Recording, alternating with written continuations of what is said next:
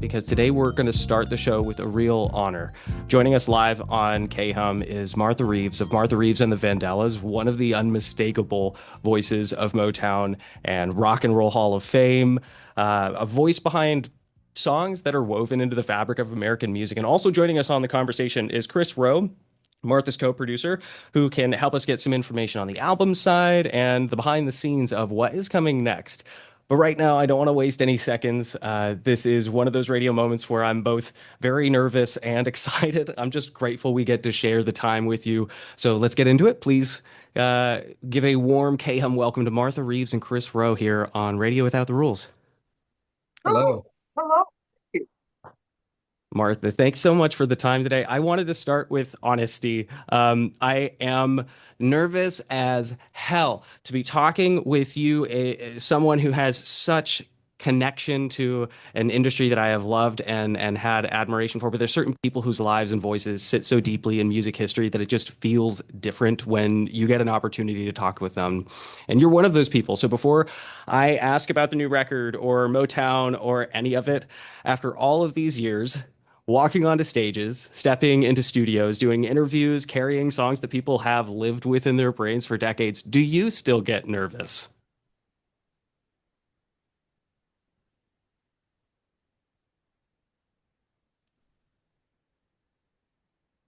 Can you hear me?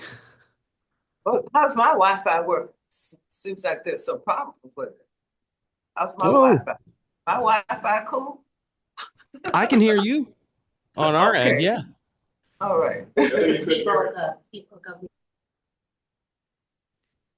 Yeah. After I was just, oh, I might be getting a little bit of breaking up on the audio from you. I can hear you or see you trying to talk here. But I guess to restate the question, seeing if we can hear you. I'm extremely nervous myself and fumbling What did he over my say, words and Chris? having. What did he say? Tell me. Come on. Tell me Oh, what he said. yeah. Or do you still get nervous? Do you still get nervous when you perform, when we're interviewing right now? I'm nervous as hell.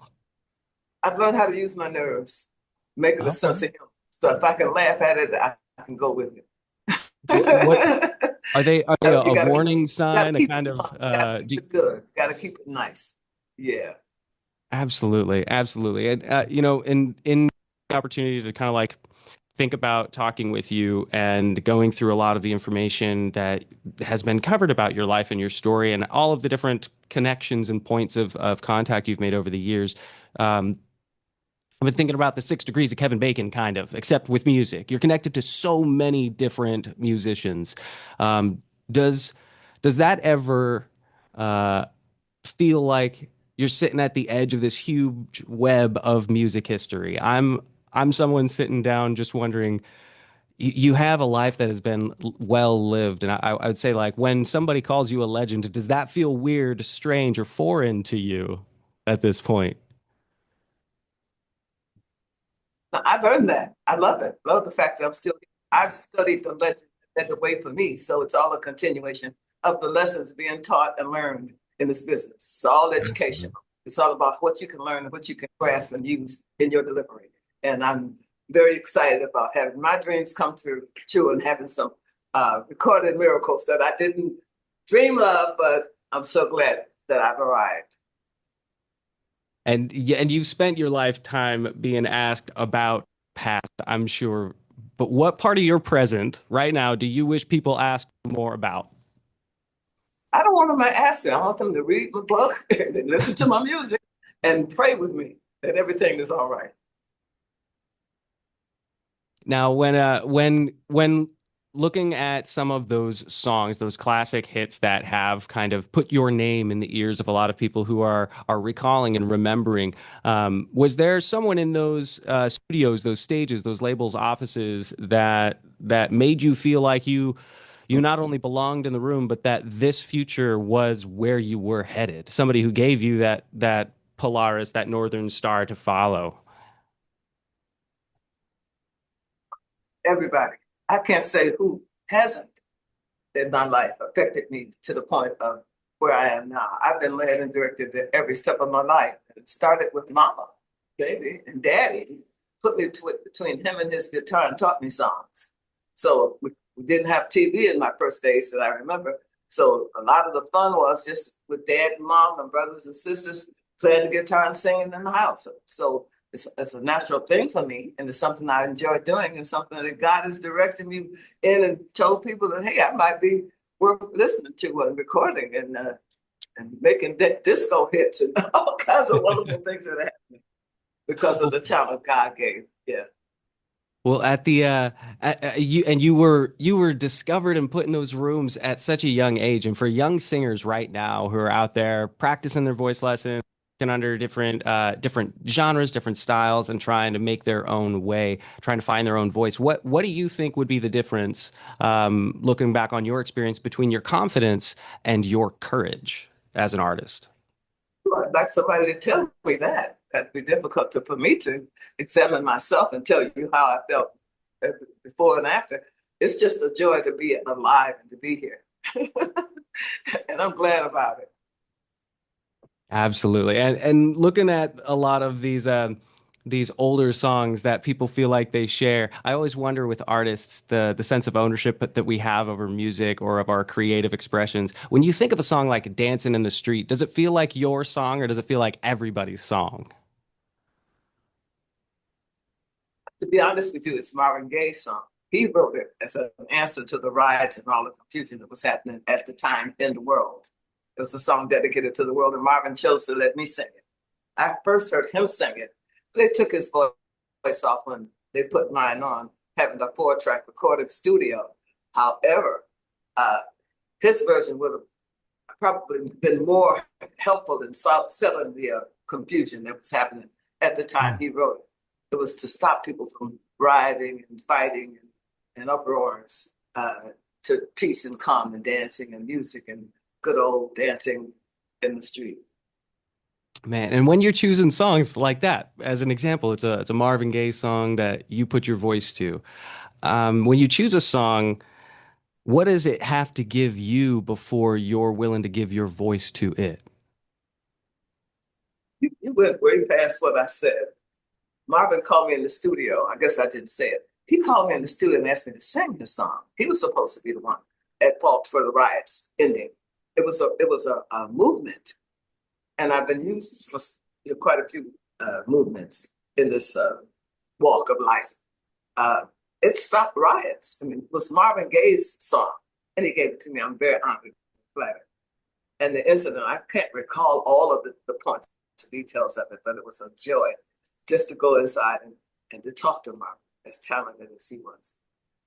Absolutely. No, and it was you and the three, and there was somebody else. I remember there was an article I had read of this that referred to someone else who was intended to sing it, but you were in the room, and they wanted to bring you in because you could share or put the demo down. It was initially going to just be you doing the demo, and then you ended up being the one that they stuck with because it changed everything in the room energetically when a person is present and aware and right there doing the thing and not making a reach to try and make an expression, but just feeling it in the moment. I really feel like those songs, to me, feel different than when I listened to them as a young kid. Do you feel like when you're reflecting back on them, do they feel different to you now, or do Oh, they take you everybody's got back? an opinion. Huh? Take me back. Mhm. I don't have to go back. It'll be ever present with me. Is there one of the songs that feels especially close to you from your days with the Vandellas, even if it's not one that everybody else is going to think of first? I am delighted with my new album, and I can't think that way. I'm not singularly thinking one part separate from the other. I just have some new music, and I've been blessed to record with some fantastic people, musicians from everywhere, all over the world, youngsters from every walk of life. And it's just a joy to be here and present with you right now. It's a joy to have this wonderful product. And how it came about was through prayer and supplication. I've been Yeah. patient and diligent. I've been studying, and I'm ready for it. I'm prepared. I've Thank been enjoying listening to it. Absolutely. And it's called Searching. And at this point in your life, what are you searching for? my mate. Everybody is. I love that. And this is definitely an album I want to make sure that we get people to enjoy. But To Know You Is to Love You is the song. This is another song that you've put your voice to that comes from the Motown, 60s, 70s era, Stevie Wonder. Motown. Yeah. He is Uh, some little Stevie Wonder who oh is no man. little person. He's a big man, and I love him. And Yes. there's this Eric Cupper remix as well, because you've got the incredible version that is very stripped down, and it's the raw instrumental, and I love that groove. There's the bonus version that I was just listening to, which I also like, but this remix with Eric Cupper kind of takes it to the dance floor in some kind of a way that like Motown was always b body music. People felt it in their feet, their shoulders the whole day. It was always about dancing. And does this remix feel like a continuation or a deviation of that? Chris is the genius behind this. And he's going to take me to the disco. I'm brushing up on my dance moves. He's going to take me and let me feel what it's like to be in the disco with all my new followers who are disco minded, who go to dance halls and dance all night to music. Because this is funky and the musicians are playing so good on this. There's a real groove, and I know I'll be able to get my dance steps in order. I'll be ready to groove. And Chris has promised to take me to some dance places. Oh man, and I love this. I love this. Do you feel like the idea of this song and all of its different versions too? It feels like it's changing clothes. Sometimes it's putting something flashy on, and sometimes it's taking it all off. And I really like the different angles that this album can present. A voice that I already feel so familiar with. Like I don't. I'm just meeting you for the first time right now, but it doesn't feel like it. In some way, it feels like I have heard your your voice and your words giving me advice over the years, even if it was somebody else's lyrics written down originally. The way that you deliver music and the way that you collaborate with musicians, I love it. Started when I made Come and Get These Memories, and I sounded just like Eddie Holland wanted me to sound.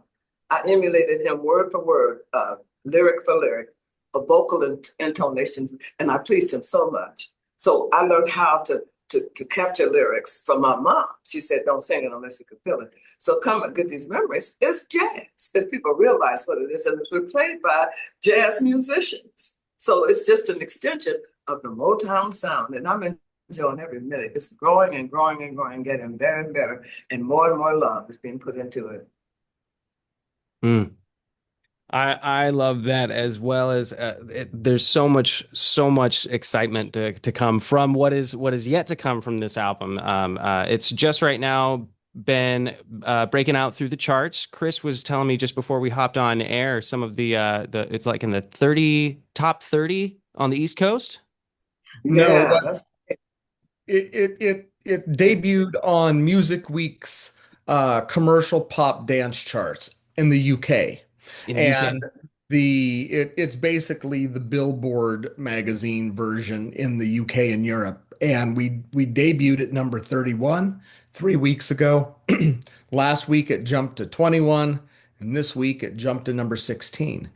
That's what I wanted to do, was introduce Martha's music to a younger age demographic. And I know of the love for dance music in Europe, specifically the UK. And UK has always been a second home for Martha. They love her there very much there. They love the Motown sound very much there.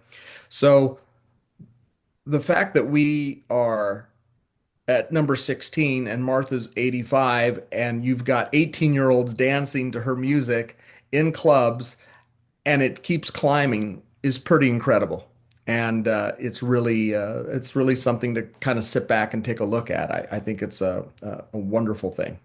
Absolutely. It's it's a a tribute testament. to Stevie Wonder. It's a tribute to Stevie Wonder, who I And love to to.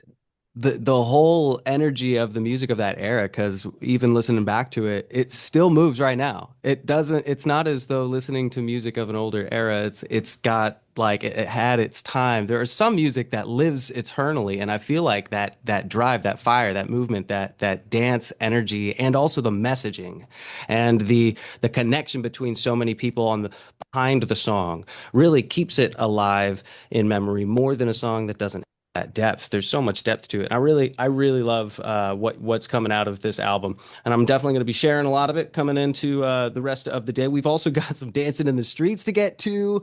We got a bunch to bring in still for the rest of the day. But I so appreciate your time today, Martha. I started by admitting that I was nervous to speak with you, and I think part of that is because your voice has been in the world longer than I have on radios and kitchens and cars, dances, memories. And before I let you go, what do you hope people feel when they hear your voice now on Searching in this chapter? I can't go there. I feel like I've been universal all my life, forever. The simplicity, it's so beautiful. If you all saw the smile, we're listening on radio right now, but I appreciate you giving the opportunity for me to have just a little bit of your time. I'm still searching. I'm glad that I've got this album to help me as I go through my process of finding out where I fit, where voices fit, and I'm glad that your sound is right now going to make its home here on KHUM. Thank you for the love. Thank you, darling. Always love, nothing but. And I appreciate you both taking the time today. We're going to get on into the Eric Cupper remix right now. I'm going to air for y'all to get a chance to hear it, and we'll hear some dancing in the street after a quick break. But thank you, thank you, thank you for everything, Martha. God bless you.